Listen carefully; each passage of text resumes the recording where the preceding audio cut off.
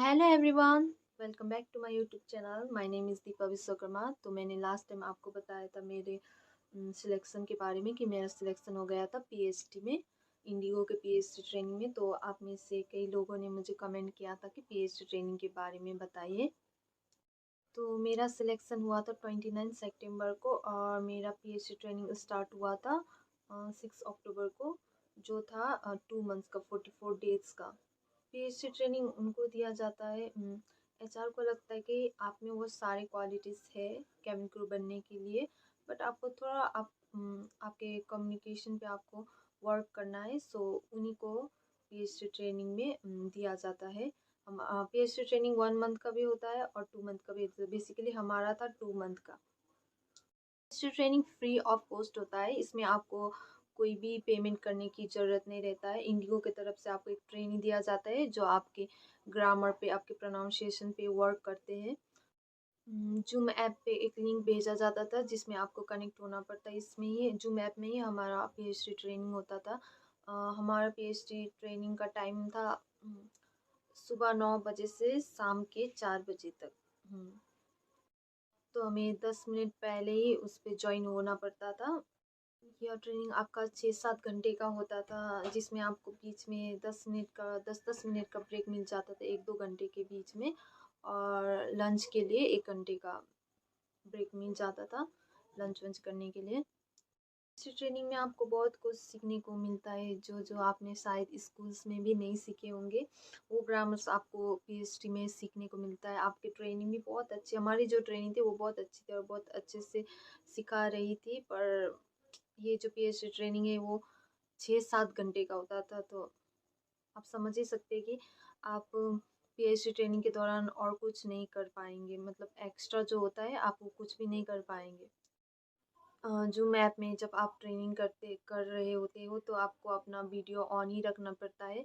और अगर आपको आपको कोई क्वेश्चन करना है या आपसे कोई क्वेश्चन पूछा जा रहा है तो तभी आप अपने माइक को ऑन कर सकते हैं। 6 अक्टूबर से हमारा ट्रेनिंग स्टार्ट हुआ था। उसके पहले से 2-3 दिन पहले से मेरा तबीयत ख़राब था। तो सुबह 9 बजे से शाम के 4 बजे तक आपको कैमरे में ही देखना है, दिन भर सुनना है, आंसर करना है। इससे मेरा तबीयत और ज़्यादा ख़राब हो गया था। जिस दिन मेरा मेडिकल था उस टाइम तक में मेरा तबीयत बहुत ज़्यादा ख़राब हो गया था और आपको मेडिकल के लिए भूखे पेट रहना पड़ता है।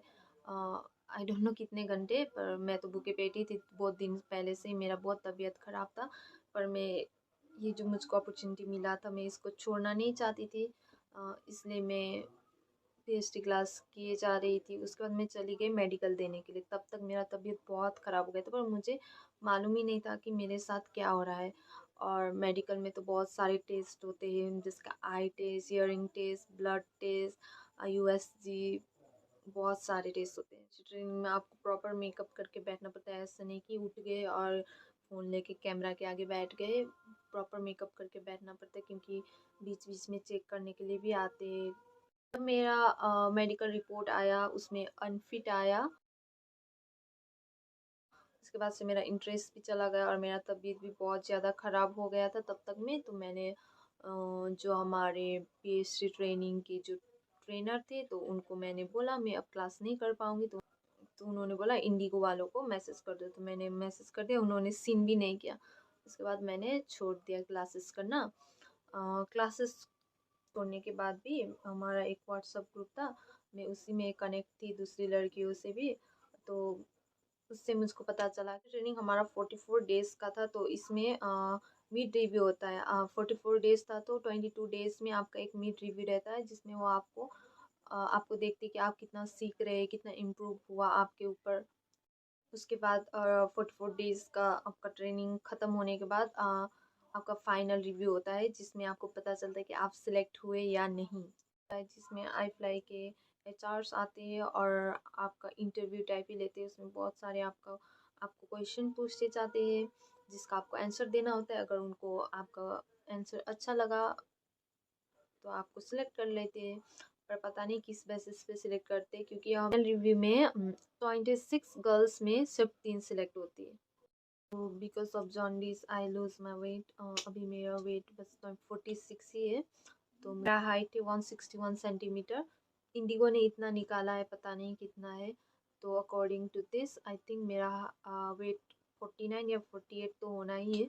अभी फ़िलहाल मैं 46 की हूँ। अभी मैं अपने हेल्थ पे वर्क कर रही हूँ और अपना वेट गेन करने का कोशिश कर रही हूँ।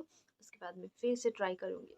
तो बहुत सारे पॉइंट्स छूट गए होंगे, क्योंकि पीसी ट्रेनिंग को हुए हुए बहुत टाइम हो गया और मुझे कुछ याद भी नहीं, उतना ज़्यादा जितना याद था मैंने बोलने का कोशिश किया है।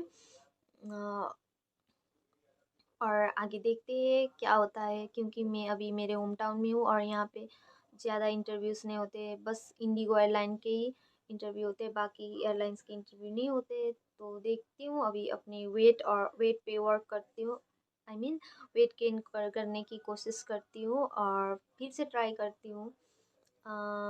बस इतना ही है। Thank you guys, thank you for watching.